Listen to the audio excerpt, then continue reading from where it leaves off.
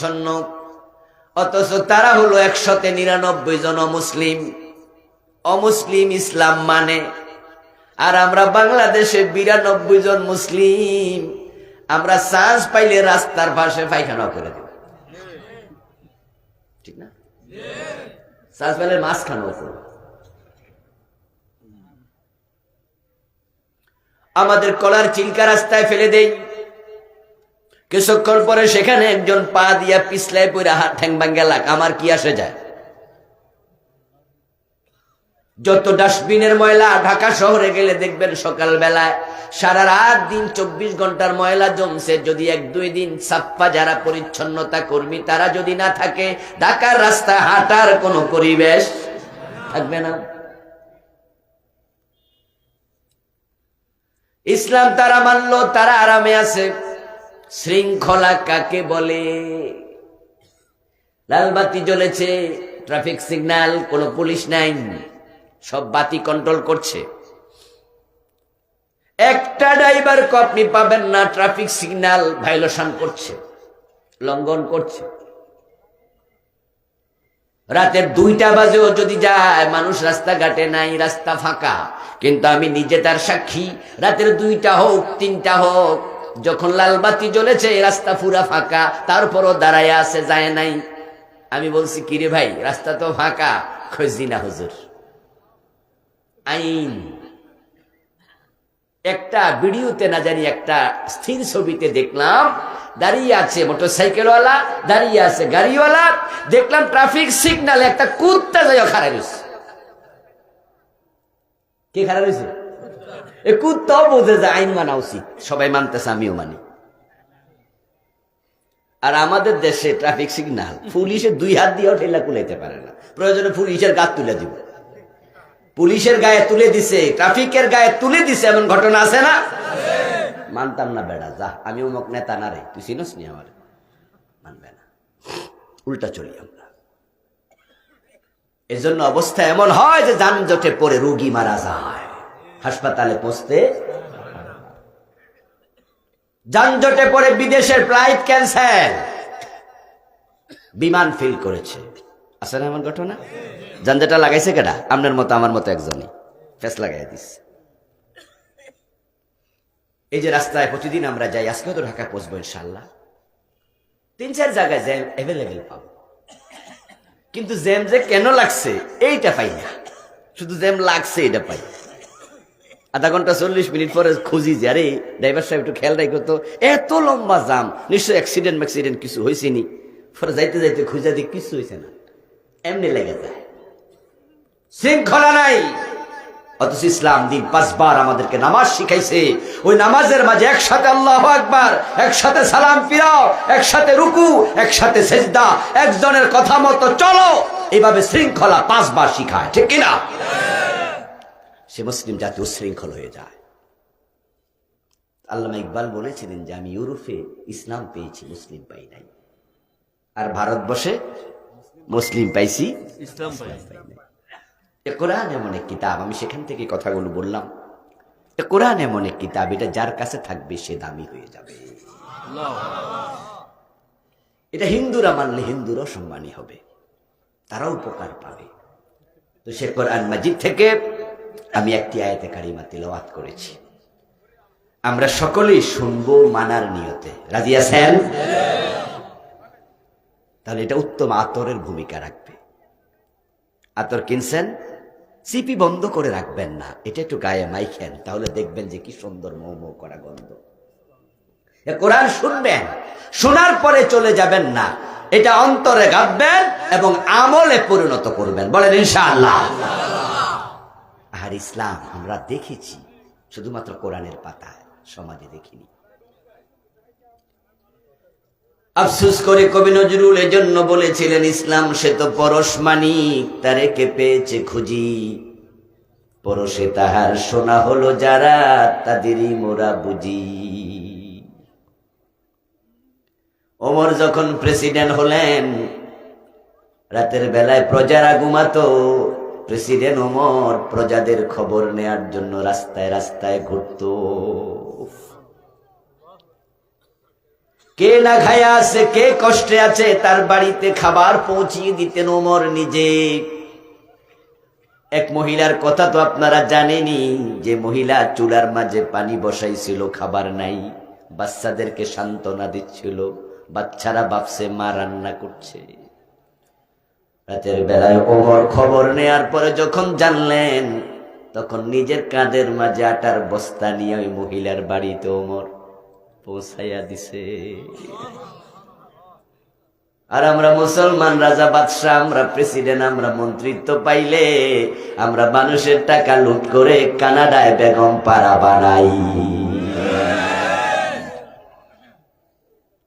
শুধু এসালম কোম্পানি ইসলামী ব্যাংকের 18টি শাখা থেকে টাকা বিদেশে পাচার করেছে 80,000 কোটি। আমাদের শ্রমিক, আমাদের গরিব, কম শিক্ষিত ভাইয়েরা দুবাই যায়, কাতার যায়, যায় না, সৌদি আরব যায়। রাস্তার মাঝে তারা কত কষ্টের কাজ করে, প্রচন্ড রোদে মরুভূমিতে কাজ করে এমন শ্রমিকও। ওরা সেখানে প্রতি মাসে 2,500 রিয়াল বা 3,000 রিয়াল কামায়। তারা ওখান থেকে টাকা লইয়া লইয়া বাংলাদেশে রেমিটেন্স পাঠায়। আর আমাদের নেতারা এদেশের টাকা বিদেশে পাঠায়। কি আশ্চর্য! ওই শ্রমিক মূর্খ অশিক্ষিত হে পাঠায় দেশে, আর আমাদের নেতারা পাঠায় বিদেশে। এবার বলেন, কে দেশের শত্রু, কে দেশের বন্ধু? জনগণের প্রতি কোনো দায় দায়িত্ব নাই, ভালোবাসা নাই।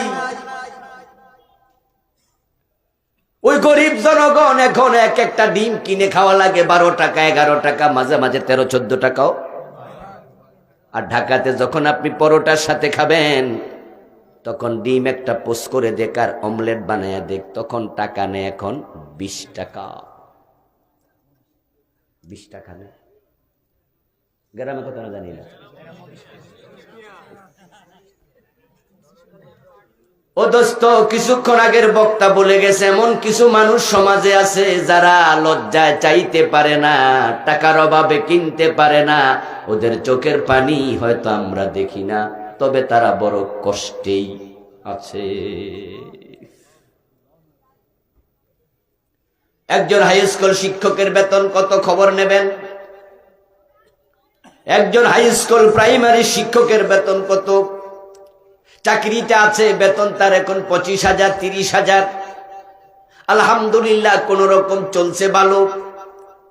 বেসরকারি হাই স্কুল যেগুলো আছে সেগুলো তো বেতন আরো কম, এরপরও চলছে যা চলছে। কিন্তু যখন চাকরিটা শেষ, তখন তো বেতনটা বন্ধ। যেই বেটা এলাকায় মাস্টার হিসাবে পরিচিত, সবাই স্যার বলে, উনি যে বেতন পায় না, কিন্তু উনার সন্তানকে তো খাওয়াতে হবে, বউকে কাপড় চোপড় কিনে দিতে হবে। এখন তো বেটা ভিক্ষাও করতে পারে না, আবার টাকার অভাবে কিনতেও পারে না। এখন বেটা চোখের পানি দেখাইয়া কানবে, সেটাও পারে না, দরজা বন্ধ করে কান্না করা লাগে।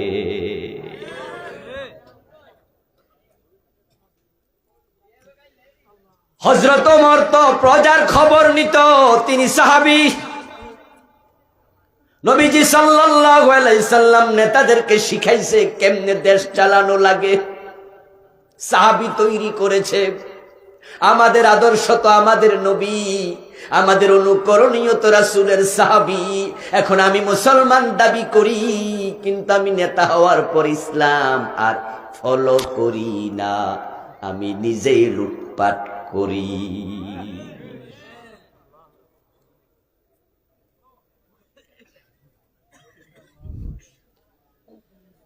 গোলাপ ফুলের অনেক প্রশংসা করলেন। গোলাপ ফুল দেখতে বড় দারুণ, পাপড়ির দিকে তাকালে চোখ জুড়ায়, নাকের কাছে নিলে মৌ মৌ গন্ধে মন জুড়ায়।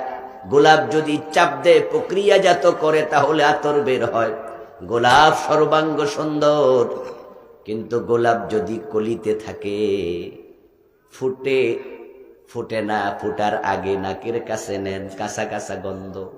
চোখের সামনে ধরেন, সৌন্দর্য নাই, কলিকে চাপ দেন, আতরও নাই। এটাকে ফুটতে দিতে হবে।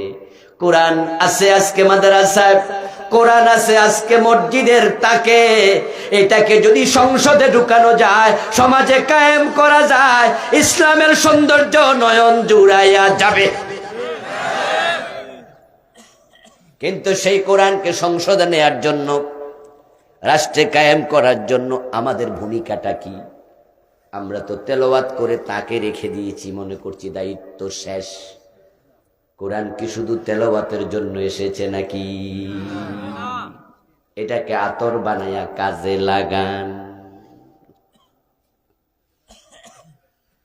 আল্লামা ইকবাল রাহিমাহুল্লাহর একটি কবিতা বলেছেন, ও জামানে মে মুআজ্জাজ থে হামিলে কুরা হোকর और तुम खार हुए तारके कुरा बनकर। আল্লামা ইকবাল রাহিমাহুল্লাহ বলছেন, একটা জামানা ছিল মুসলমানরা ছিল খুব সম্মানী, মুসলমান যেখানে ইজ্জত সম্মান সেখানে, মুসলমান ছিল যেখানে বিজয় তাদের পায়ে চুমু দিয়েছে সেখানে, কারণ তারা ছিল সবাই কোরআনওয়ালা। এক হাতে ছিল কোরআন আর এক হাতে ছিল তলোয়ার। কোরআনের বাহিরে চলে নাই, যে চলেছে তাকে তলোয়ার দিয়ে মোকাবেলা করেছে, সামান্য অন্যায় মেনে নেয় নাই। তাই সে মুসলমানের হাতে আল্লাহ তাআলা তুলে দিয়েছিল রোম সাম্রাজ্য, আজকের ইটালি। ইটালির রাজধানীর নাম কি? রোম।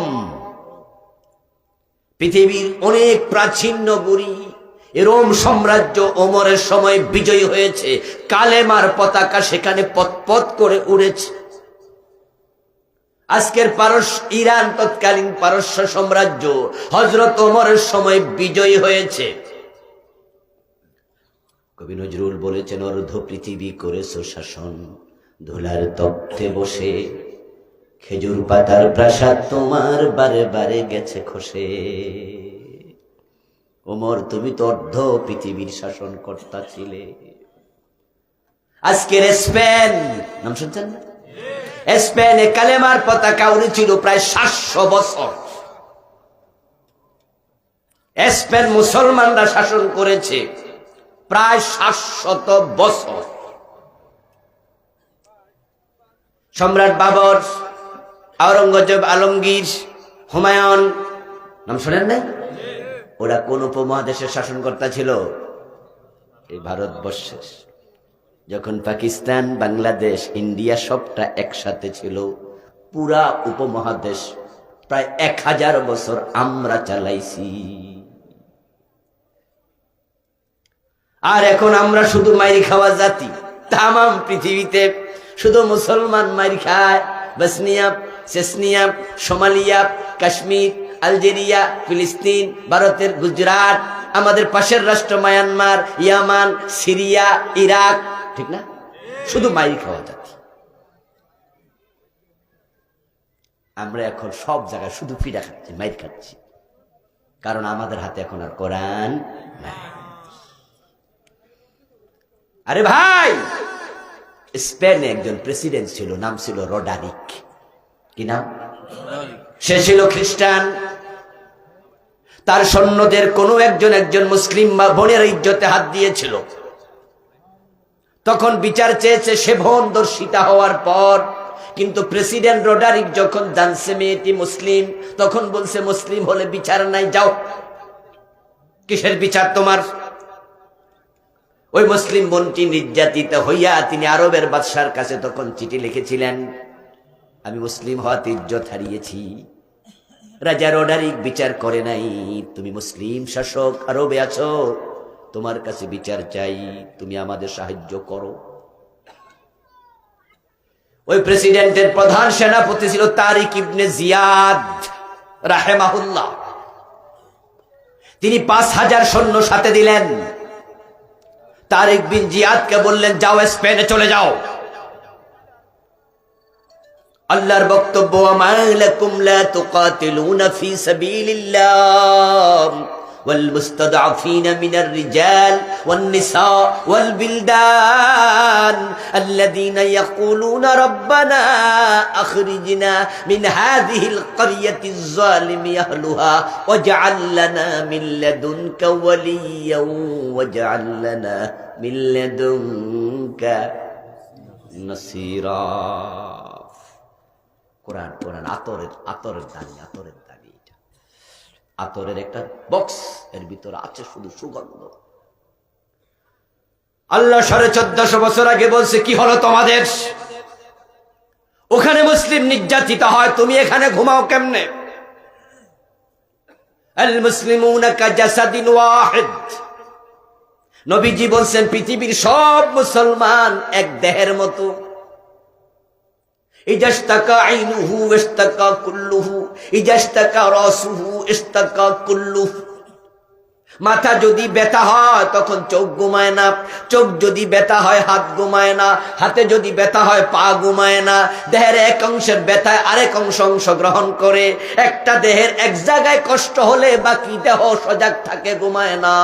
আফ্রিকার জঙ্গলে মুসলমান বিপদে পড়লে খবর পাইলে বাংলাদেশ থেকে উহু শব্দ বলতেই হবে। তাহলে বুঝতে হবে তোমরা এক দেহ। তারিক বিন জিয়াদের নেতৃত্বে 5000 সৈন্য পাঠিয়ে দিলেন, যাও যাও স্পেনে। ওই রাজার সামনে দাঁড়িয়ে প্রশ্ন করবা, আমার বোন ইজ্জত হারালো কেন? জিহাদ হবে তোর সাথে, বিচার কেন করলি না? রিঙ্গি নৌকা বেয়ে আরব সাগর পাড়ি দিয়ে তারিক বিন জিয়াদ স্পেনে চলে গেছেন।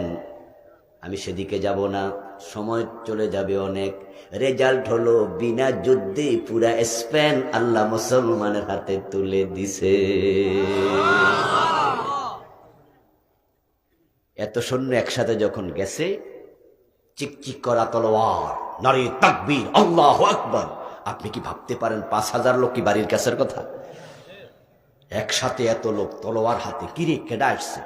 গোয়েন্দা বিভাগ খবর দিল আরব থেকে সৈন্যরা এসেছে, একসাথে যাচ্ছে। ওই যে মহিলাকে দর্শন করেছে রাজা রডারিক, তার রাজপ্রাসাদের পিছনের দরজা দিয়া পালাইয়া চলে গেছে। আর মায়ানমারে এত মুসলমান মানল। আমরা পৃথিবীতে বর্তমানে মুসলমান আছি 200 কোটি। বাংলাদেশে আছি আমরা 16 কোটি, ইন্ডিয়াতে আছে 25 কোটি, পাকিস্তানে আছে 20 কোটি। পাকিস্তানের কাছে আছে পারমাণবিক বোমা। আচ্ছা, মায়ানমারে আমরা কয়জন গেছি? দরকার নাই, মইরা যাক। এজন্য ওরা মরলে আমরা হাসি, আমরা মরলে উনি হাসে, উনি মরলে আপনি হাসেন, হুজুর মরলে স্যার হাসে, 5 কলিওয়াল্লাহ মানলে 1 কলিওয়াল্লাহ হাসে, দল্লিন মানলে জল্লিন হাসে, কেয়ামি মানলে লাকেয়ামি হাসে, আলিয়া মানলে কৌমি হাসে, কৌমি মানলে আলিয়া হাসে, পীরের মুরিদ মরলে যারা মুরিদ না তারা হাসে। আর মাঝে মাঝে এইভাবে মরতে মরতে কেউ বাঁচে না, সবাই একসাথে মাইর খাচ্ছে। এই জন্য কোরআন থেকে আমরা শিখবো এবং মানবো। রাজি আছেন তো ইনশাআল্লাহ? আমি সূরাতুস সফের যে 9 নম্বর আয়াত পড়েছি, আসুন আমরা সেখানে একটু ফিরে যাই। সূরা সফের 9 নম্বর আয়াতে আল্লাহ তাআলা মূলত নবীজি মুহাম্মদ সাল্লাল্লাহু আলাইহি ওয়াসাল্লামের জীবনের লক্ষ্য প্রসঙ্গে কথা বলেছেন। যে আল্লাহ নবী মুহাম্মদকে পৃথিবীতে কেন পাঠালেন, কোন উদ্দেশ্যে পাঠালেন। রাসূলুল্লাহর জীবনের লক্ষ্য জানা আমাদের দরকার আছে না নাই? রাসূলকে মানা, অনুসরণ করা নফল না ফরজ? কথা বলেন। রাসূলকে অনুসরণ করা নফল না ফরজ? ফরজে কিফায়া না ফরজে আইন? এখন রাসূলকে যদি মানতে চান, জানা আগে না মানা আগে? তাহলে তাকে জানতেই হবে। প্রিয় নবীজি দুনিয়া কেন এসেছেন না জানলে মানবেন কি? রাসূলুল্লাহর জীবনের লক্ষ্য যেটা উম্মতের জীবনের লক্ষ্য হবে হুবহু সেটা। রাসূলুল্লাহ আমাদের জন্য আইডল, মডেল। তিনি উসওয়া, তিনি কুদওয়া, তিনি আইকন, তিনি আদর্শ। তার কথা আমাদের কথা, তার চাল চলন আমাদের চাল চলন। রাসূলের চরিত্র যেমন উম্মতের চরিত্র হবে ঠিক তেমন। তার মতো দাড়ি হবে, তার মতো টুপি হবে, তার মতো খাওয়া হবে, তার মতো শোয়া হবে, তার মতো ঘুম হবে, তার মতো টয়লেটে ঢুকা হবে, তার মতো ডান পা দিয়ে মসজিদে ঢুকবো, ঠিক না? উনি যেভাবে ঘুমাইছেন উম্মত সেভাবেই ঘুমাবে, এটাই সুন্নাহ, এটাই নিয়ম। প্রিয় নবীজিকে যে ব্যক্তি এইভাবে অনুসরণ করবে, রাসূলুল্লাহ বলছেন মান আহাব্বা সুন্নতি ফাকাদ আহাব্বানি ওয়া মান আহাব্বানি কানা মাই ফিল জান্নাহ।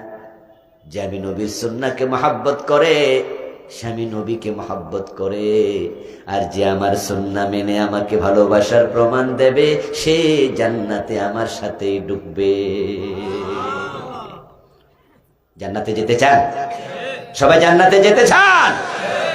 চাইলে যাওয়া যায় না, চাইলে যাওয়া যায় না। চাইলে কি লাভ, না চাইলে কি? যদি চরিত্র ভালো না হয়, হিন্দুরাও তো জান্নাতে যেতে চায়। আপনাদের এলাকায় যদি কোনো হিন্দু থাকে, দেখবেন বাজারে হিন্দুর দোকানে গেলে ওদের দোকানের মাঝে মরা বাবার ছবিটা ওয়ালের মাঝে টানাইয়া দেখবেন যে এখানে বুক বরাবর লিখে দিছে স্বর্গীয় সত্যেন্দ্র নারায়ণ দাস। এরকম লেখা আছে না? স্বর্গীয় শ্যামল দত্ত বাবু, স্বর্গীয় দুলাল চন্দ্র ভৌমিক। আচ্ছা, এরকম লেখা কি আপনাদের নজরে পড়ছে কখনো? স্বর্গীয় মানে কি? স্বর্গে যাইব না গেছে গা? অলরেডি চলে গেছে বেটা। স্বর্গ আর জান্নাত দুইটা কি আলাদা না এক জিনিস? ইয়েস, শব্দের পার্থক্য। আবু বকর জান্নাতি, হযরত ওমর বেহেশতি। দুইজন কি দুই দেশে? এক কথাই। ইংরেজিতে বলে হেভেন, বাংলায় বলে বাগান, আরবিতে বলে জান্নাত, ফার্সিতে বলে বেহেশত। সংস্কৃতি শব্দ হলো স্বর্গ। স্বর্গ জান্নাত এক জিনিস। কেউ বলে চোখ, কেউ বলে নয়ন, বলে না? কেউ বলে বউ, কেউ বলে বধূ, কেউ বলে লাউ, কেউ বলে কদু, কেউ বলে আনন্দ, কেউ বলে ফুর্তি। তারা বলেছে ভাস্কর্য, আমরা বলেছি এটাই হলো মূর্তি। মনে আসেনি? এই ভাস্কর্য লইয়া কত ফেস লাগছিল। মামুনুল হক সাহেব ভাস্কর্যের বিরুদ্ধে বক্তৃতা দিছে, আর পরে বেড়ারে ফেসে ফেলাইয়া বউ দিয়া দর্শনের মামলা দিয়া জেলে ঢুকাইছে। শুধু ভাস্কর্য বানায়া, মূর্তি বানায়া তারা নাকি 4000 কোটি টাকার উপরে খরচ করছে বাংলাদেশে। এখন ব্যাংকে গেলে চেক দিলে 10 লাখ টাকার চেক ফিরাইয়া দেয়, টাকা তো নাই, কারণ সব তো আজাগায় কুজাগায় খরচ করছে। যেই দেশের রাস্তাঘাটের আগা নাই গোড়া নাই, কত জায়গা আছে রাস্তায় গাড়ি নিয়ে চলতে কষ্ট হয়। এই যে আপনাদের কচুয়ার রোড যেটা হাজীগঞ্জ দিয়া গেছে, এই রাস্তায় যদি প্রাইভেট কার নিয়ে যান দেখবেন যে আপনার কি পরিমাণ কষ্ট। সিএনজি যাইতে পারবে না। অবস্থা এমন হয় যদি মহিলার পেটে বাচ্চা থাকে আর প্রসব বেদনায় সিএনজিতে তুলে নেন, রাস্তায় প্রসব হয়ে যাবে, ধাক্কার। আর উনারা ভাস্কর্য বানায়, মূর্তি বানায়, 4000 কোটি টাকা নাকি মূর্তি বানায়। আমরা আলেমরা বলেছিলাম মূর্তি বানাবে না। হাদিসে পাওয়া যায় লা তাদখুলুল মালাইকাতু বাইতান ফিহি কালবুন আও তাসাবির। যেই ঘরের মাঝে ছবি থাকে, সূরত থাকে, মূর্তি থাকে, কুকুর থাকে, সেই ঘরে রহমতের ফেরেশতা যায় না। এটা শাহজালালের বাংলা, শাহ মাকদুমের বাংলা, খান জাহান আলীর বাংলা। হযরত শাহজালাল মূর্তি বানায় নাই, মূর্তি ভাঙছে। ইব্রাহিমের সন্তান আমরা, ইব্রাহিম মূর্তি বানায় নাই, মূর্তি ভাঙছে। নবী মুহাম্মাদের উম্মত আমরা, মক্কা বিজয়ের পর তিনি 360 মূর্তি মক্কা থেকে সরাইয়া দিছে। মুসলমান মূর্তি কেন বানাবে? মূর্তি বানাইও না, বানাইও না। তারা মনে করছে আমরা বঙ্গবন্ধুর সাথে শত্রুতা করছি। না না না, তোমরা ভুল বুঝেছ।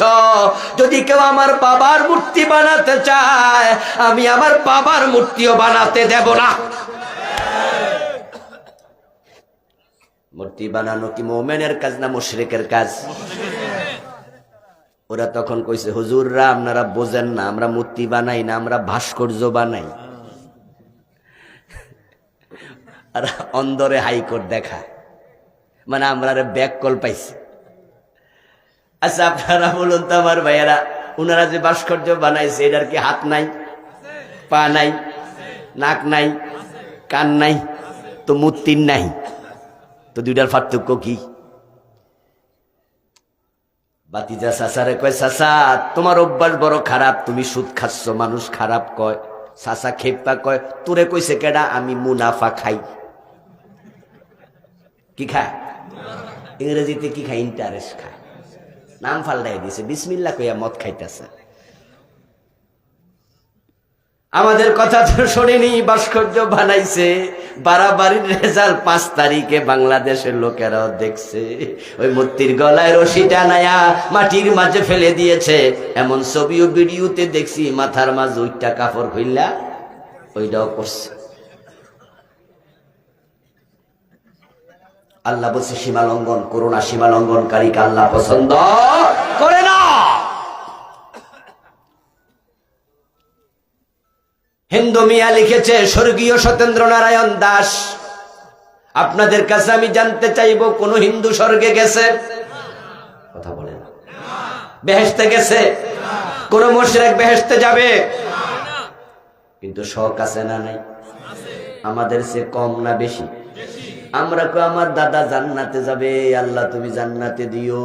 যদি কেউ কয় না হুজুর অলরেডি আপনার দাদা জান্নাতে গেছে গা, লেখালান স্বর্গীয় আব্দুল মজিদ, আমি কমু না না আমি জানি না। কিন্তু হিন্দু মিয়া লেখা বইয়া দোকানদারি করে, মানে হে বুঝছে গেছে গা। সব কত আজকের মাহফিলে যারা আছেন তারাও বলছেন সবাই জান্নাতে যেতে চান। দোস্ত, যেতে চাইলে যাওয়া যাবে না, নবী মুহাম্মদকে ফলো করতেই হবে।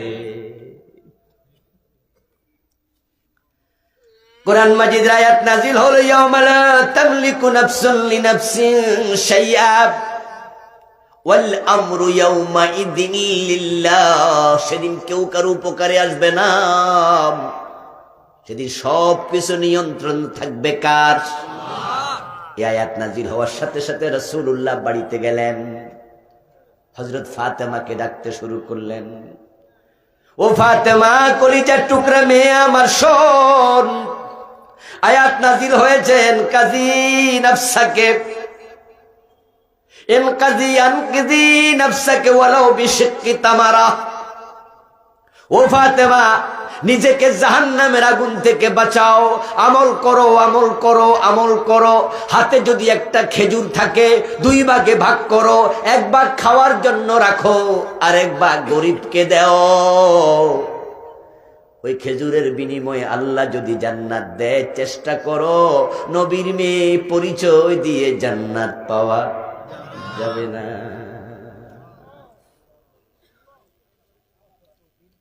রাসূলুল্লাহকে অনুসরণ করে জান্নাত পাওয়া যায়।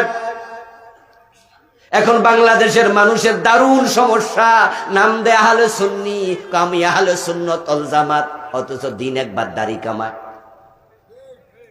নামের আগে আহলে সুন্নি, মাঝে মাঝে বিড়ি টানে, এমন লোক আছে না নাই? আরে রাসূলের প্রেমের অভাব নাই, বিড়ি টানতে টানতে দোতরা বাজাইতে বাজাইতে গান গায়, কেমনে যাব সোনার মদিনায়। বেটা বিড়ি খেয়ে সোনার মদিনায় যাবি না? ফাজিল কথা। আচ্ছা, আজকের মাহফিলে বিড়ি পকেটে আছে এমন 2-1 শ্রোতা আসেনি, কিন্তু এখানে চেক করলে পাওয়া যায়। ও প্রিয় ভাই শুনুন, বিড়ি যদি আপনি খান তাহলে আপনার মাঝে জাহান্নামের 3টা লক্ষণ পাওয়া যায় একসাথে। একটা হলো আগুন, আরেকটা হলো ধোঁয়া, আরেকটা হলো দুর্গন্ধ। জাহান্নামের মাঝে 3টাই আছে।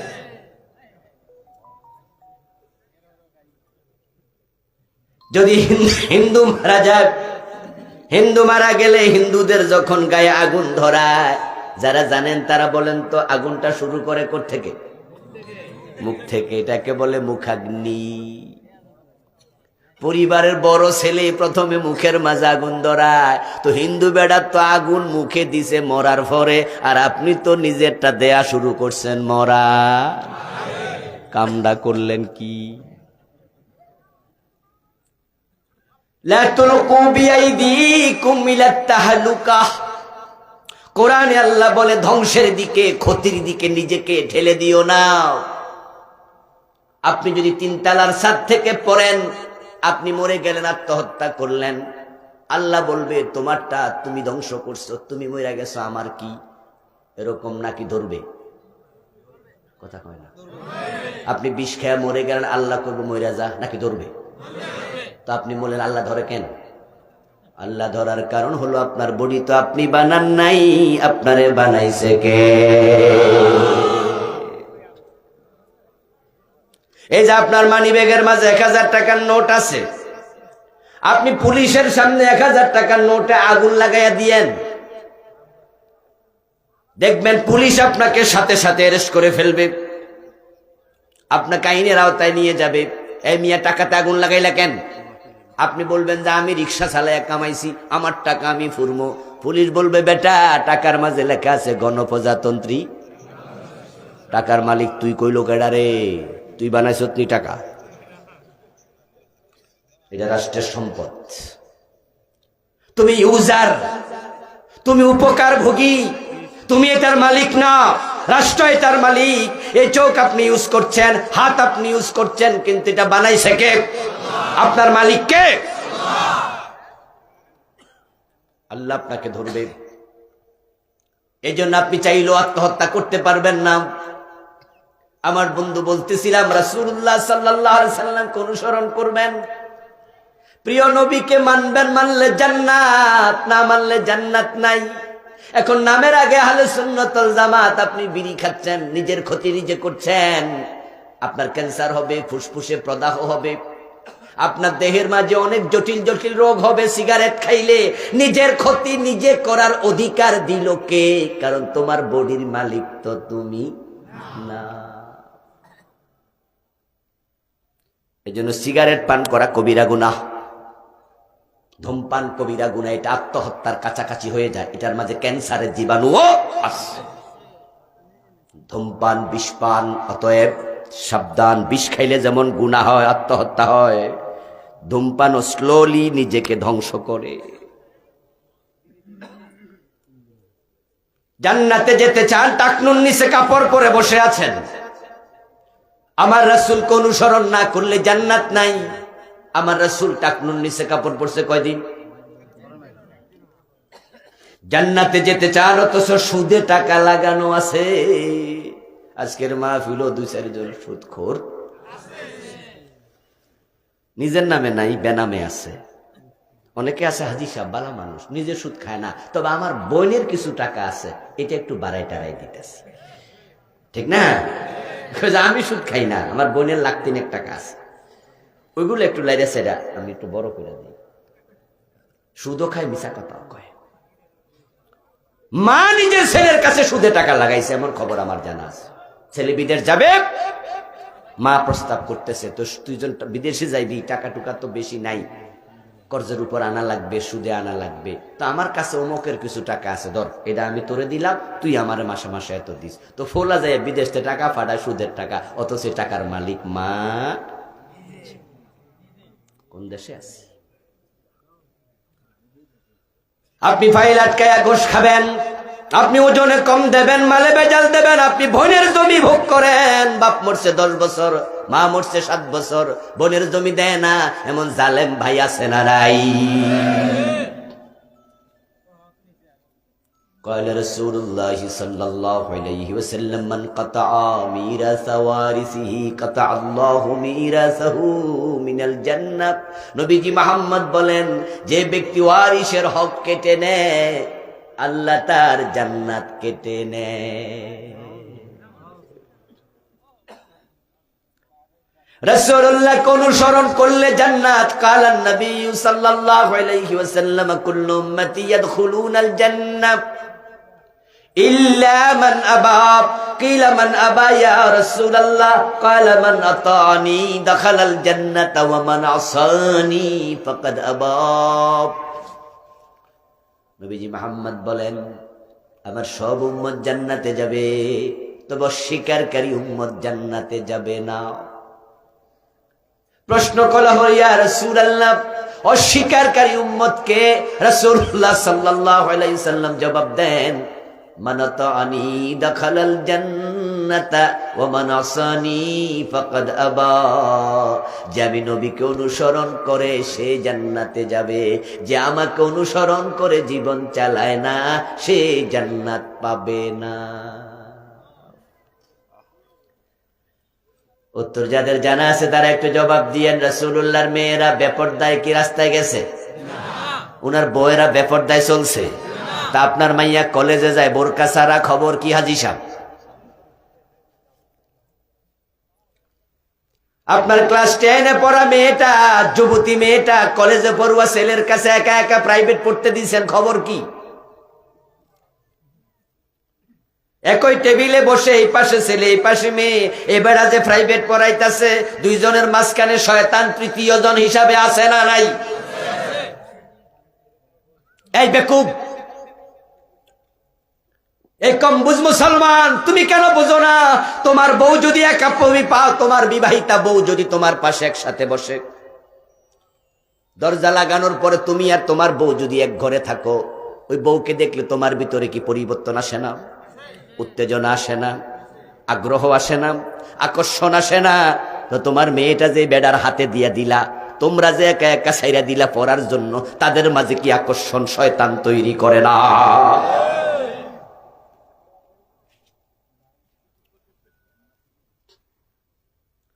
তোমার মেয়ে বোরকা ছাড়া কলেজে যায়, তার চুলের সৌন্দর্য, ঠোঁটের সৌন্দর্য, চেহারার সৌন্দর্য, বুকের সৌন্দর্য কত মানুষ রাস্তার দুই পাশে দাঁড়ায়া দেখতেছে। তুমি দায়ুস, তুমি দায়ুস, তুমি দায়ুস। قال رسول الله صلى الله عليه وسلم الديوس لا يدخل الجنة, রাসূল বলেন দায়ুস জান্নাতে যাবে না। আপনাদের কনসেপশনটা একটু জানবো, বলুন তো, যে যা জানেন বইলা লাইবেন, লজ্জার কিছু না। দায়ুস কি পুরুষ না মহিলা? ভুল মেসেজ আমাদের দেশে, এই জন্য তো আমি জিজ্ঞাসি, কারণ আমি জানি যে এটা কইব।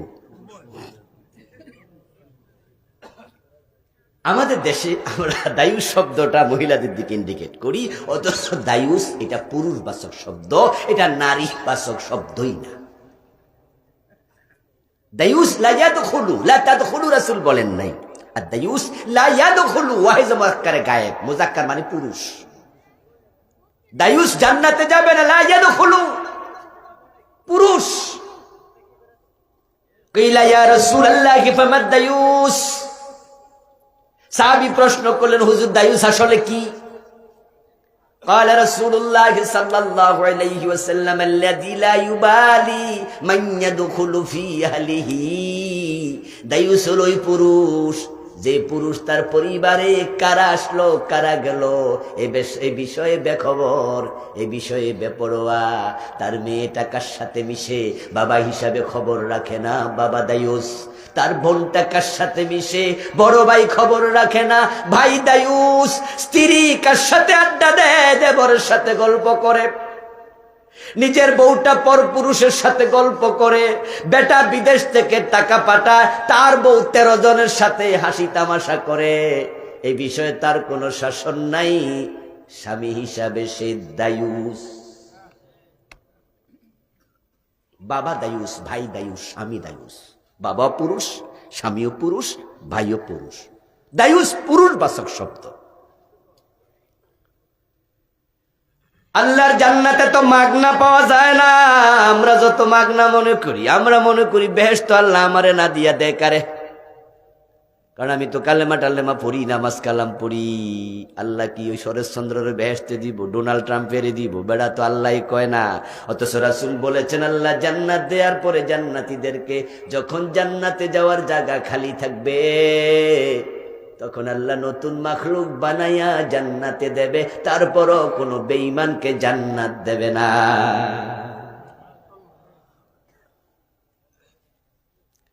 আপনি ভাবছেন আমি তো বেঈমান না, আমি তো মুমিন। ও দোস্ত, মুমিন কোরআন মানো না, হাদিস মানো না, কিসের মুমিন তুমি? বলবা হুজুর কিছু তো মানি। এই হলো প্রবলেম, এটাই হলো বাংলাদেশের সমস্যা। রাসূলকে মানেননি, কই মানি। কেমনে মানলেন? কই দাড়ি টুপি আছে। ও মাশাআল্লাহ, তো রাসূল তো চোর ধরে হাত কাটছে, ডাকাত ধরে শুলে দিছে, জেনা করলে 100 বেত লাগাইছে, বিবাহিত জেনাকারীকে পাথর মারছে। রাসূল তো মদিনা মুনাব্বারা রাষ্ট্র 10 বছর কোরআন দিয়া চালাইছে, এগুলা মানেননি। কই হুজুর সব কি আর পারিনি? ঠিক না? শুরু তো কইছে মানি, রাসূলরে মানি, তুই জিজ্ঞেসি আর পরে ঠিক হয় না। এখন আপনার মনে মনে এরাত মনে মনে চিন্তা হলো, এই যে কিছু মানতেছি আল্লাহ তাআলা থাপড়াইয়া সপড়াইয়া কয়দিন পরে বেহেশত দিয়ে দেব। আসলে কি তাই? আপনি ভুল বুঝেছেন, কোরআনের মেসেজ কিন্তু তা নয়। অপরাধী জান্নাত তখনই পাবে যখন তার অপরাধটা কুফর এবং শিরিক পর্যন্ত না পৌঁছবে। কিন্তু কারো অপরাধ যখন শিরিক আর কুফর পর্যন্ত পৌঁছে যাবে, তখন কপালে জান্নাত আর নাই এবং কোনো দিন পাবে না। আমাদের বাংলাদেশের অধিকাংশ ইসলাম অর্ধেক যারা মানে, কিছু মানে কিছু মানে না, অধিকাংশের না মানাটা কুফর পর্যন্ত চলে যায়, জঘন্য শিরিক পর্যন্ত চলে যায়। কান খুলে শুনুন, আপনি 100 টন মদ খাইছেন পুরা জীবনে, প্রতিদিন মদ খায় 2-4 কেজি কইরা, এমন মদ খোরও আছে। 30-40 বছর মদ খাইলে কত গ্যালন খাইছে হিসাব নাই। 500 মহিলাকে জেনা করছে, প্রতিদিন জেনা করতেছে, টাকার অভাব নাই, নতুন নতুন মেয়ে অফিসে ডাইকা নিয়ে যায়, চরম চরিত্রহীন, খুন করেছে বোমা মাইরা একাই 1000 মানুষ। কিন্তু যদি শিরিক আর কুফর না করে, সেও ক্ষমা পেতে পারে। আর যদি কেউ একটা শিরিক নিয়া মরে, তার ক্ষমা নাই। কাদিয়ানির নাম শুনছেন? কিরে ভাই, জি একটু জোরে মোরে কল আসবো তো, শুনছেন? আচ্ছা, কাদিয়ানি কি নামাজ পড়ে না, রোজা রাখে না, মসজিদ নাই, দাড়ি নাই, জান্নাতে যাবে তো? মুমিন না কাফের? কয়টা কুফরি করছে? একটা। কনসেপ্টটা ক্লিয়ার করেন। ইবলিস শয়তান জান্নাতে যাবে, সে কি ইবাদত করে নাই? বরং হাদিসে পাওয়া যায় আল্লাহর জমিনে 5 আঙ্গুল জায়গা খুঁজে পাওয়া যাবে না যেখানে ইবলিস সিজদা দেয় নাই। এত ইবাদত করছে, করতে করতে করতে করতে ফেরেশতাদের সাথে একসাথে বসবাস করত। আদম আলাইহিস সালামকে আল্লাহ যখন বানান, তখন কিন্তু সেখানে ফেরেশতাদেরকে ডাকছিলেন, ওয়াইদ কুল্লা লিল মালাইকাতি ইন্নী জাইলুন ফিল আরদি খলিফা। আমি ফেরেশতাদেরকে বলেছি খলিফা বানাবো। কুল্লা লিল মালাইকাতি ইসজুদু লি আদম, আমি ফেরেশতাদেরকে বলেছি আদমরে সিজদা করো। কিন্তু ইবলিস যে ফেরেশতা, ইবলিস যে লোকটা আজাজিল, সে কি ফেরেশতা না জিন? কোরআনে আছে কানা মিনাল জিন। ইবলিস কিন্তু ফেরেশতা না। তাহলে আল্লাহ আদমকে বানাবেন এই কথাটা বলছেন কাদের কাছে? তো এই বেড়া এলো করতে এনে, এ বেড়া তো ফেরেশতা না। কুল্লা লিল মালাইকাতি ইসজুদু লি আদম, বলেছি ও ফেরেশতারা আদমরে সিজদা করো। তো এই বেড়া তো ফেরেশতা না, এই বেড়া আসলো করতে? এই বেড়া তো জিন। তার উত্তর হলো, সে ইবাদত করতে করতে এত উপরে উঠছে, এখন আল্লাহ তাকে ফেরেশতাদের সাথে একসাথে থাকার অনুমতি দিয়ে দিছে। কোন কোন আলেম বলেন এই ইবলিস ছিল ফেরেশতাদের মুআল্লিম, প্রশিক্ষণ দিত, তালিম দিত। এবার বলুন তো, সেই ইবলিস এখন মোমেন না কাফের? মাশাআল্লাহ, জোরে বলেন, মোমেন না কাফের? এবার বলুন, সে কুফরি করছে কয়টা? একটা। কুফরি আর শিরিক এত খারাপ, এটা করলে জান্নাত শেষ। এখন আমাদের দেশে আমরা রাসূলুল্লাহকে মানি না, কিছু মানি কিছু মানি না, বাকিরা যে মানে না, ওইটার জন্য তাওবার অনুমতি লাগবে। যেখানে পারবেন না সেখানে রাব্বানা যালামনা আনফুসানা বলা লাগবে, আল্লাহ আমি সরি। তাহলে আপনি মাইর খাবেন, তাওবা কবুল হবে, বিনা মাইরে জান্নাত। আবার কাউকে কাউকে কিছুদিন জাহান্নামে শাস্তি দিয়া তারপরে দেবেন জান্নাত। কিন্তু যদি কুফরি করেন, শিরিক করেন, জান্নাত নাই, হারাম।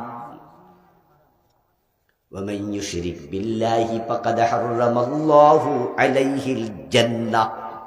কোরআনে আল্লাহ বলেন যে আল্লাহর সাথে শিরিক করে আল্লাহ তার জন্য জান্নাত হারাম করে। এখন আমাদের দেশের লোকদের অবস্থা হলো তারা কিছু মানে না রাসূলকে, কিছু ফলো করে না কিছু।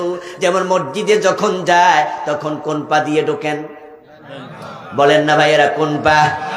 বের হওয়ার সময় কোন পা? নামাজ শুরু করে আল্লাহু আকবার দিয়ে সালাম ফিরিয়ে নামাজ শেষ করে। এবং এই মুসলমান 20 মিনিট যদি মসজিদে থাকে, 20 মিনিটই আল্লাহ এবং রাসূলের কথা মতো চলে। ইমাম যদি ভুল করে ইমাম রেও সার দেয় না, লোকমা দিয়া দেয়, ঠিক না? মাগরিবের ফরজ 2 রাকাত পরে সালাম ফিরাইয়া দিছে ইমাম ভুলে, আমরা কি সালাম ফিরাবো না লোকমা দেব? ইমাম যদি বাবা হয় সার দেব? বাবারেও সারবো না, রাসূলরে ফলো করো। ও বাবা, আমার রাসূল মাগরিব পড়েছেন 3 রাকাত, আপনি সালাম ফিরাইছেন 2 রাকাত, আপনারে ফলো করি। কিন্তু এই মুসলমানগুলো যখন মসজিদ থেকে বের হয়ে আদালতের চেয়ারে বসে রায় দেয় হাকিম সাইজা, তখন আল্লাহর আইনে আর একটা রায়ও দেয় না। মসজিদে হুজুর রেও সারে না, আর আদালতে বইলে নিজেই মানে না। আপনাদের চাঁদপুর জেলায় জজ কোর্ট আসেনি? এমন 2-4 জন ম্যাজিস্ট্রেট আছে, বিচারক আছে, জজ আছে, যারা 5 ওয়াক্ত নামাজি, এত সুন্দর দাড়িওয়ালা বিচারক আছে। দেখবেন যে টুপি মাথায় দেয় এমন বিচারকও আছে। জোহরের নামাজ পড়তে গেছে, ইমামের পিছনে খাড়াইছে, ইমাম 2 রাকাত পড়ার পরে বসতে ভুলে গেছে। 2 রাকাত পড়ার পরে আত্তাহিয়াতু পড়া কি ওয়াজিব না? কথা বলে না ভাইয়েরা? ওয়াজিব না? ইমাম ভুলে গেছে। ইমাম যখন দাঁড়াতে শুরু করেছে, পিছন থেকে জজ সাহেব লোকমা দিয়ে দিছে। ইমামের ওয়াজিব ভুল হয়েছে, জজ সাহেব ছাড়ে নাই। কিন্তু নামাজ শেষ করার পরে জজ সাহেব যখন আদালতে বসছে, সেদিন চোরের মামলার রায় দেবে। চোরের মামলার রায় দেওয়ার সময় উনি জেল দেয় না হাত কাটার রায় দেয়? হাত কাটা কি নফল না ফরজ? ইমাম ভুল করছো কি ফরজ না ওয়াজিবে? উনি ভুল করতেছে কিসে? গুরুত্ব কোনটার বেশি? তাহলে ইমামের ভুল ধরে, নিজের ভুলের খবর নেই।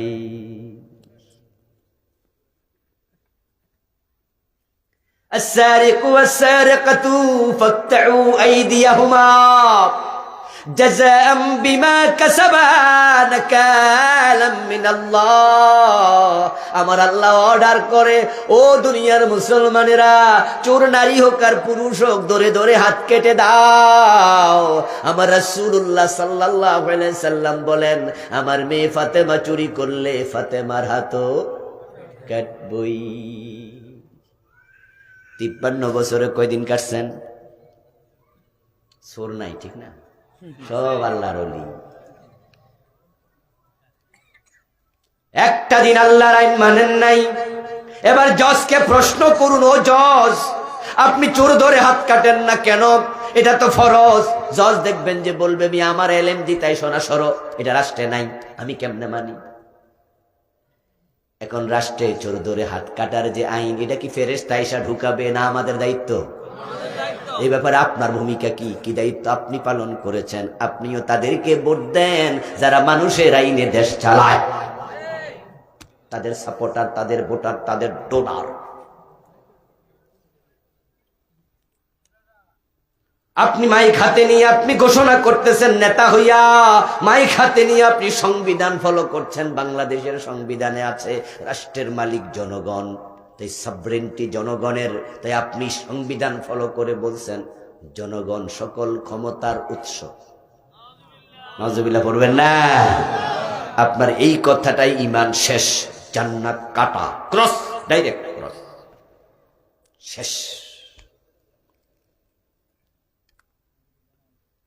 আপনার কথা পুরা কোরআনের বিরোধী। কোরআনের বক্তব্য হলো আন্নাল কুওয়াতা লিল্লাহি জামিআ, সব ক্ষমতার মালিক হলেন আল্লাহ। কোরআনে একটা সূরা আছে, নাম সূরা মুলক। তাবারাকাল্লাযী বিয়াদিহিল মুলক, তিনি পুত পবিত্র মহান সত্তা, যার হাতে রাজত্ব। কুলিল্লাহুম্মা মালিকাল, বলুন ও রাজত্বের মালিক আল্লাহ। তুতিল মুলকা মান তাশা ওয়া তানজিউল মুলকা মিম্মান তাশা, তুমি যাকে চাও ক্ষমতা দাও, ক্ষমতার মালিক তুমি। যাকে চাও তার থেকে ক্ষমতা কাইরা নিয়া দিল্লিতে দাদার বাড়ি পাঠায়া দাও। ক্ষমতার মালিক জনগণ যে না, এটা 5 তারিখে আমরা বুঝছি, ভালো কইরা বুঝছি। এর আগে কোরআন পড়েছি, কোরআন বুঝেছি, কোরআন শিখেছি, আর 5 তারিখে আবার কোরআনকে নিজের চোখে দেখেছি। ক্ষমতার মালিক জনগণ নয়।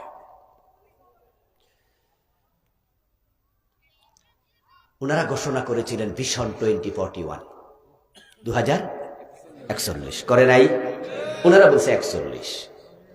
এবং তাদের দ্বিতীয় নেতা বলেছে যে কিসের আন্দোলন করবো মিয়া, এবছর না সে বছর, মানুষ বাঁচে ওই বছর। কথার মাঝে বোঝা গেছে যে না, আমরা আছি 41 পর্যন্ত আছি, কোনো টেনশন নাই। কিন্তু আল্লাহ এমন ভাবে উল্টাইয়া দিছে, উনাদের সেনা প্রধান, উনাদের আত্মীয় বেড়া ছাইয়া কয় 41 সাল না, 45 মিনিটও নাই। খেয়াল করছেন নি? আশ্চর্য কথা, আমরা যেটা ভাবি নাই, কল্পনাও করি নাই, তারা। একজন নেতা লম্বা দাড়ি ছিল, দাড়ি মারি কামাইয়া পলাইতে চাইছিল, পলাইতে যে পারে নাই। আপনারা বলুন তো, সেই লোকটা যদি 4 তারিখও টের পাইতো, তাহলে একা একটা হেলিকপ্টার লইয়া পলানোর টাকা তার আছে না নাই? সে চাইলে তার নিজের বাড়ির ছাদে হেলিকপ্টার নামাইতে পারত, পারতো না? পারতো না? ও তো নিজেরই হেলিকপ্টার আছে। ও বেটা আবার দাড়ি মারি কামাইয়া ফলাইতে হবে কেন? নৌকা মৌকা উঠটা ফলাইছিল না? আবার লগে লয়ে গেছে আমাদের কুমিল্লার এক পাবলিকের। আরে বোঝে না যে কেমনে ফলাইতে ওইটাও ঠিক নাই, মাথা ঠিক নাই। গরু হারাইয়া কৃষক গরু হারাই গেছে, গরু খুঁজতে খুঁজতে খুঁজতে খুঁজতে একবারে সারা দিন অস্থির হয়ে গেছে। সন্ধ্যা বেলায় ঘরে ফিরছে, গরু তো পায় নাই, কিন্তু ঘেমে ঘুমে অস্থির। ঘরে যাইয়া বউরে কয়, মা 1 গ্লাস পানি দাও। এই কথা শুনা ফোলা বলতেছে, কি বলতেছেন? ফোলারা কয়, আরে ভাই, গরু হারাইলে এমনই হয়। ক্ষমতা হারাইয়া আগা মাথা নাই, দাড়ি মারি কামাইছে। আচ্ছা, দাড়ি তুই কামাইছ বেটা, তো হেতার লোক ওরস কেন? হেদারে সবাই চিনে না? ও বেটা তো মন্ত্রী, ও বেটা তো সবাই চিনবে। আপনি না দাড়ি কামাইছেন, আপনারা হয়তো চিনা একটু জটিল, কিন্তু লগে যেটা আছে আনিসুল হক, সেই জন্য নৌকায় উঠছে। মানুষ যখন ধরছে, হে না কইয়া দিছে আমার একা ধরো কেন, সাথে তো উনিও। কি ফেস লাগছে বলেন তো এবার? আমার বন্ধু, ক্ষমতার মালিক আল্লাহ। আল্লাহ চাইলে 1 সেকেন্ড ক্ষমতা থাকে না। ফেরাউন রে পানিতে ডুবাইছে কে? আরে ক্ষমতা তোমরা মাই খাতে নিয়ে কোনোদিন বলবা না ক্ষমতার মালিক জনগণ। ওই ফেরাউনের কথা আল্লাহর কোরআনে আছে না নাই? ও দোস্ত, ফেরাউনের লাশটা এখনো জমিনে আছে না নাই? আমি 8-10 বছর আগে মিশরে গেছিলাম, ফেরাউনকে দেখে এসেছি। কায়রোর জাদুঘরে শটান শুয়ে আছে। এই কোরআন আল্লাহ তাআলা বলছেন, আল-ইয়াউমা নুনাজ্জিকা বিবাদানিকা লিতাকুনা লিমান খালফাকা আয়া। আল্লাহ বলে, ফেরাউন তোরে পানিতে ডুবাইয়া মারলাম, কিন্তু তোর লাশ পচতে দেব না। 3100 বছর পানিতে ভাসমান ছিল, পচে নাই। আমাদের যে গরু মরু মইরা গেলে আমরা পানিতে ফালাই দিই না, মাঝে মাঝে খালে বালে ফালাই দিই। পচতে কয়দিন লাগে? 2-3 দিন, 5 দিন। 1 সপ্তাহ পরে গিয়ে দেখবেন গরুর হাড্ডি থেকে মাংস আলাদা হয়ে গেছে। আর ফেরাউনের লাশ পানিতে ছিল 3100 বছর। পচে নাই, গলে নাই, হাঙ্গর তিমিতে খায় নাই, আল্লাহ রাইখা দিছে লিতাকুনা লিমান খালফাকা আয়া। আল্লাহ বলে তোকে আমি পরবর্তী প্রজন্মের জন্য নিদর্শন বানাবো, মানুষ যেন বুঝে আমি আল্লাহ চাইলে পানিতে চুবাইয়া মারতে 1 মিনিটও লাগে না। ফেরাউন কি মূসা আলাইহিস সালামকে বাঁচাইতে আইছিল না মারতে আইছিল? আর আল্লাহকে মূসারে বাঁচাইয়া দিমু, তোরে পানিতে চুমাবো। মূসার জন্য বাড়াইলেন রাস্তা 12টা, ওই রাস্তা ধরে মূসা পার হয়ে যায়, ফেরাউন পানিতে ডুবে মরে। এবার আপনাদের ফালা, আপনাদেরকে আমি প্রশ্ন করবো, আপনারা একটু জবাব দিয়েন দয়া করে। ফেরাউন যখন পানিতে মরে তখন কি ঘুমেছিল না সজাগ? পদত্যাগ করে এসেছিল না ক্ষমতায় ছিল? একা ছিল না সৈন্য ছিল? আল্লাহ কি বুঝাইল যে আমি ক্ষমতায় রাইখা সজাগ রাইখা সৈন্য সহ ডুবাইয়া দিই, আমি ধরলে সেনাবাহিনীও বাঁচাতে পারে না। যেমন 5 তারিখে পারে নাই সেনাবাহিনী, পুলিশ বাহিনী সব ওদের। আমাদের ছাত্র জনতা যে তারা যে রাস্তায় নামছে, ওরা কি পুলিশ ওদের কথা শোনে? ওরা তো গুলি করে 2000 মেরে লাইছে। দেখেন লক্ষ্য করে, আর যে ডক্টর ইউনূস মিয়াজকে ক্ষমতা, সে যদি মনে করে আমার যোগ্যতার কারণে আমি ক্ষমতা আসছি, এটাও ভুল। কারণ ক্ষমতা আল্লাহ কাকে বসাবে তিনি জানেন, কাকে আবার উল্টাইয়া দেবে চেয়ার এটা তিনি জানেন। সব ক্ষমতার মালিক কে?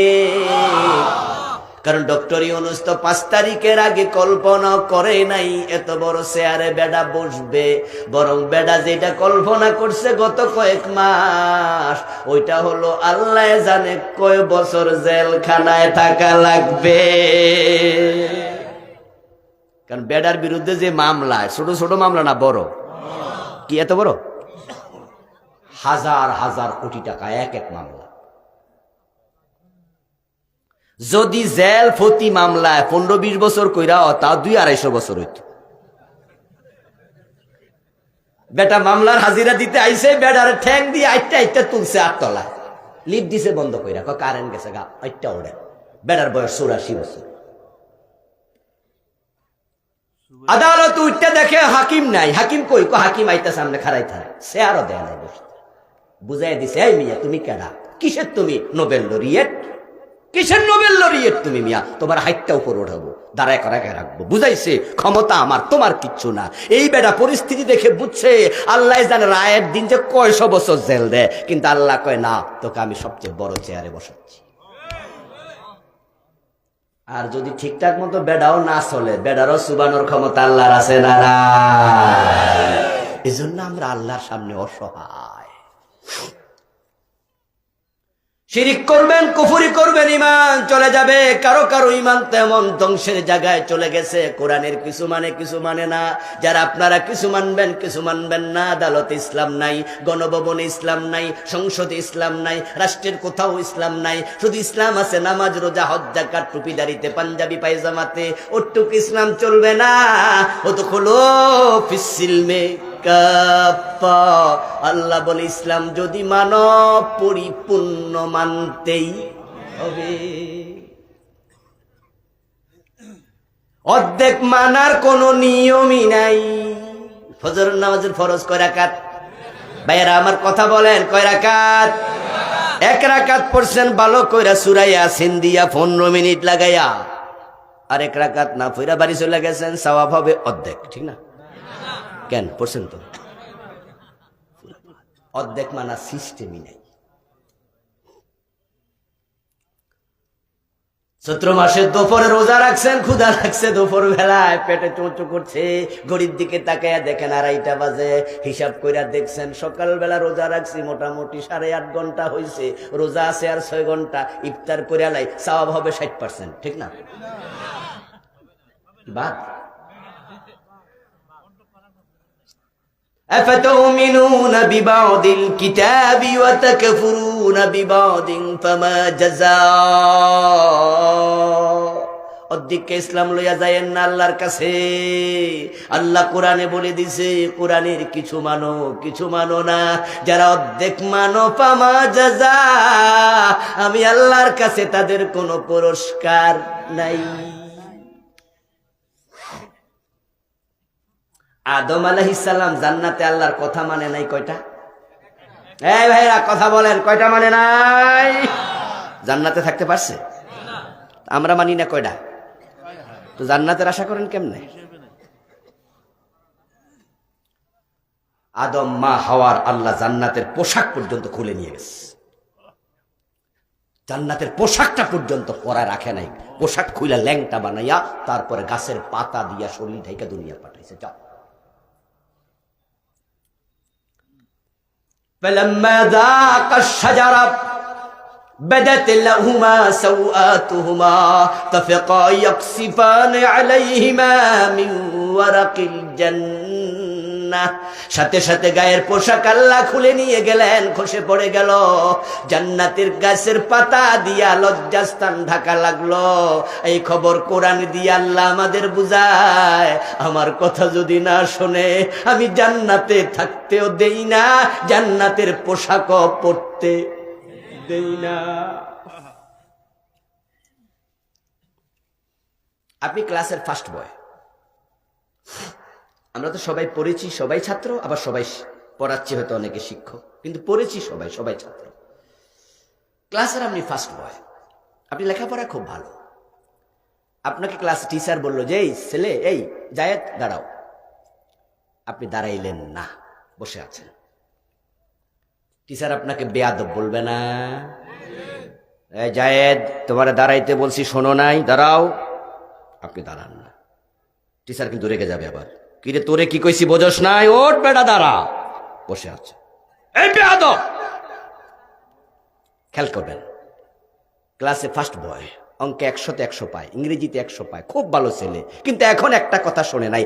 একটা না শোনাতে বেয়াদব বলতে দেরি করবে না, কারণ তিনি সম্মানী, তিনি প্রিন্স, তিনি টিচার, তার কথা মান্য করা লাগে। তিনি বলেছেন দাঁড়াও, সে দাঁড়াইতে হবে, কথা শুনবে না, বেয়াদব।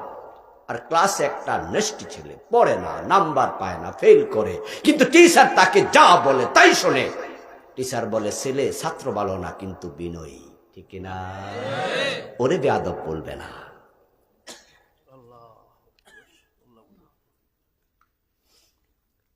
যদি শিক্ষক হই আপনার এত ভাব, আপনার এত পাওয়ার যে আপনার একটা কথা শুনিনি আপনি তাকে বেয়াদব বলে দেন, আপনি কি ওই ছাত্রের খাওয়ান? তার বাতাস সাপ্লাই দেন? অক্সিজেন আপনি বানাইছেন? তার হৃদক্রিয়া, হৃদযন্ত্রের ক্রিয়া আপনি সচল রাখেন? আপনি তার চোখ, হাত, কর্ণ, নাসিকা বানাইয়া দিছেন? আপনি শুধু শিক্ষক, এতেই আপনার এত ভাব। আর যে আল্লাহ সব দিছে তার ভাব কত? তার কথা শুনবেন না আপনি?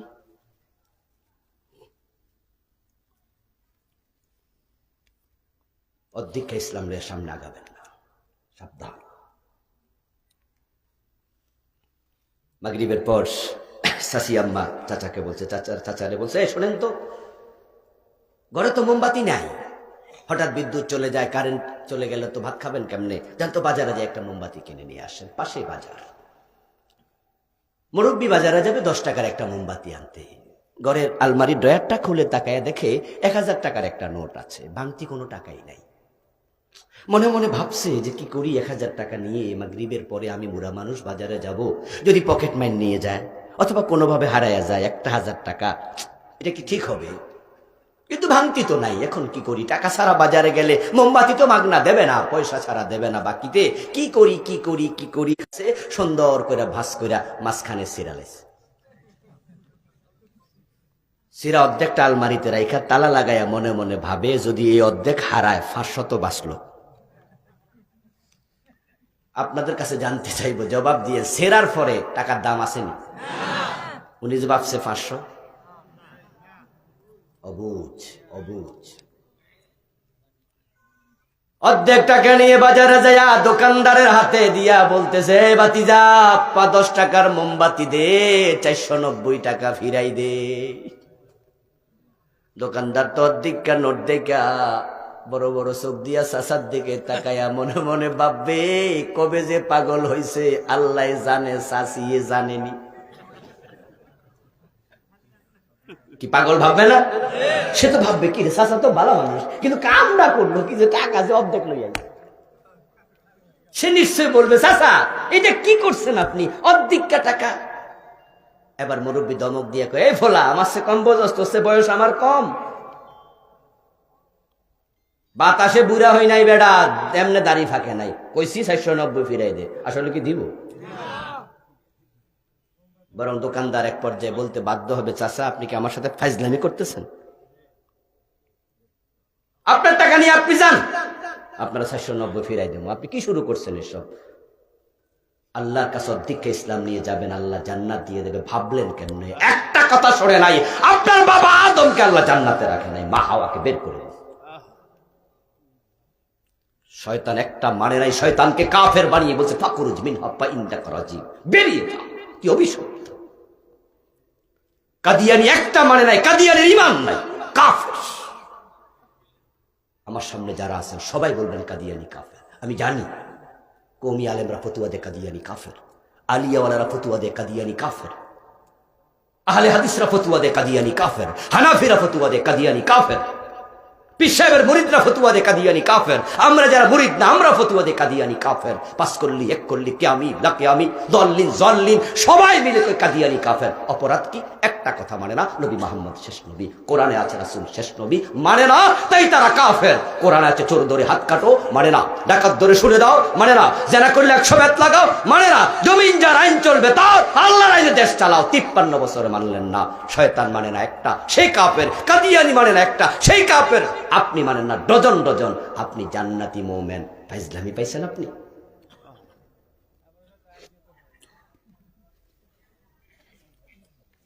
কথাকে আমি বুঝাইতে পারতেছি? সাবধান, খুব সাবধান। এখন কি করব? আবুল কালাম আজাদ সাহেব ওয়াজে আইসা যে প্যাঁচ লাগাই যাইতেছে, বেহেশত তো ভাবছিলাম জামু, এনতে লক্ষণ বেশি। পথ আছে, পথ আছে। ইসলাম সহজ ধর্ম। قال رسول الله صلى الله عليه وسلم يسروا ولا تعسروا بشروا ولا تنفروا। রাসূলুল্লাহ বলছে ইসলামকে সহজ করে দাও, কঠিন বানায়ো না। সুসংবাদ দাও মানুষকে, দুঃসংবাদ শোনায়া সরাইয়া দিও না। আমি ইসলামকে সহজ করে দিচ্ছি এবার, সেটা হলো বুঝতো। ও আমার প্রিয় বন্ধু, ও দোস্ত, আপনাকে বলি কোরআনে যা আছে সব মানেন, মানলে তো জান্নাত সহজ হয়ে যায়। আপনি বলে দেন না, হ্যাঁ আমি চোর ধরে হাত কাটার পক্ষে আছি, আমি আল্লাহর আইনে দেশ চালানোর পক্ষে আছি, যেখানে আমার ভুল হয় আমি তাওবা করতে রাজি আছি, ঠিক কিনা? আমার ভুলগুলো আমি আল্লাহর কাছে তাওবা করবো, আমি রাজি আছি, আমি গাদ্দারি করব না। আদম আলাইহিস সালাম ভুল করছে, তওবা করে নাই? শয়তান ভুল করে তওবা করছিল? প্রবলেমটা তো এইখানে। আমরা বলি চোর ধরে হাত কাটো, আর আমার নেতারা বলে কিনা সংসদ ভবনে দাঁড়াইয়া, এবং তারা আমাদের বিভিন্ন সেমিনার সিম্পোজিয়ামে বলে যে হুজুররাই সব মধ্যযুগীয় কথাবার্তা বলে, চোর ধরে হাত কাটলে চোরে ভাত খাইব কি দিয়া? ওরে বাবা রে, কার জন্য মহাব্বত? কিরে ভাই কথা কয় না, কার জন্য মহাব্বত দেখাচ্ছে? চোরের জন্য। অত সেই কয়টা চোরের কারণে আমরা দরজা খুলে ঘুমাতে পারি না, এই চোরদের কারণে সোনার বাংলা তৈরি হয় না, ঠিক কিনা?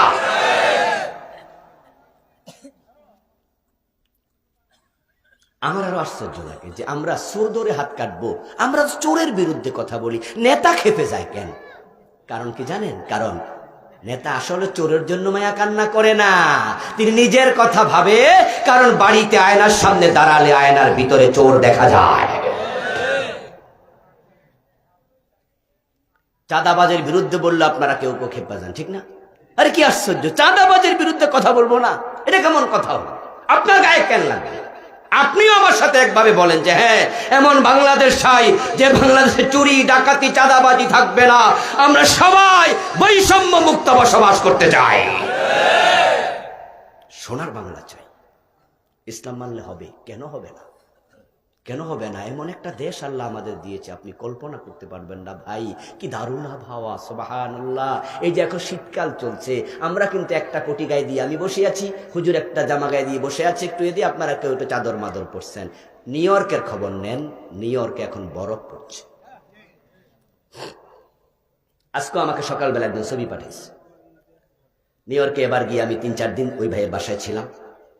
সকালবেলা একটা ভিডিও পাঠাইছে, বরফে ঢাকা, ওনার গাড়ি আছে বাসার সামনে, গাড়ি সহ দেখাচ্ছে, গাড়ি পর্যন্ত বরফ এরকম এটুকু পড়ছে। আমেরিকার 50টা অঙ্গরাজ্যের মাঝে 30 থেকে 35টা 3 থেকে 3.5 মাস বরফে ঢাকা থাকবে। 3 ফিট পর্যন্ত 4 ফিট পর্যন্ত বরফ পড়ে, ফল হয় না, ফসল হয় না, গাছে একটা পাতা থাকে না। আমি জিজ্ঞাসা করলাম যে 3.5-4 মাস যদি ফল হয় না, ফসল হয় না, আপনারা খান কি? হাসি দিয়ে বলে, হুজুর খানার কি অভাব আছে? কি বলেন এসব? খানার কি আমাদের দেশে অভাব আছে? স্টোরে রেখে দেয়, খাবার তো অভাব নাই। ওদের দেশে 3.5 মাস 4 মাস ফসল হয় না, ওদের খাবারের অভাব নাই। আর আমার দেশে 12 মাস ফসল হয়। আমার দেশের গরিবেরা না খেয়ে কান্না করা লাগে।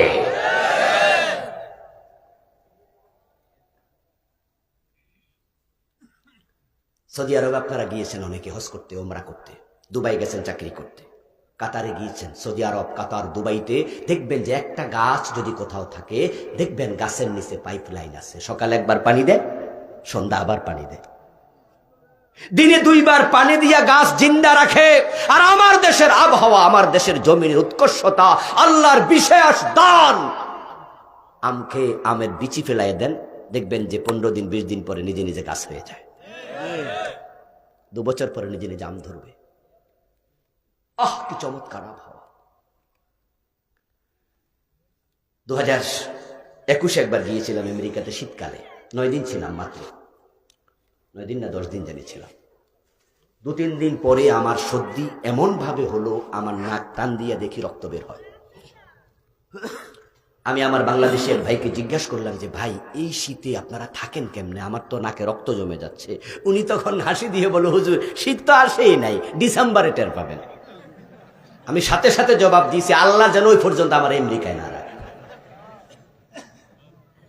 আমার এই 10টা দিন আমি বারবার মনে হয় চাইছি পালাইয়া চলে আসি, কিন্তু প্রোগ্রাম করতে গেছি তো, শিডিউল করা প্রোগ্রাম তারা নিয়েছে, তারা বিমান ভাড়া, তারাই আমাকে গেস্ট হিসেবে নিছে, আসবো কিভাবে? কিন্তু আমার মন চাইছে উড়াল দিয়ে চলে আসি। আমার এক দেশ কি চমৎকার। লাউ যদি নষ্ট হয়ে যায়, মোটা হয়ে যায়, চামড়াটা একটু শুকায়া যায়, পুরান হয়ে যায়, মা বোনরা বলে এই লাউটা আর খাওয়া যাবে না রে, এটা ফেলে দে তো। কাজের মেয়ে লাউটা রাস্তার পাশে ফেলে দেয়। ওই লাউটা একটু পচে যাওয়ার পরে কাক খায়, কাকে খায়? লাউয়ের গোটা সহ খায়। আবার এই কাক আরেক জায়গায় পায়খানা করে। এমন ঘটনা ঘটে, কাকের পায়খানা থেকে বের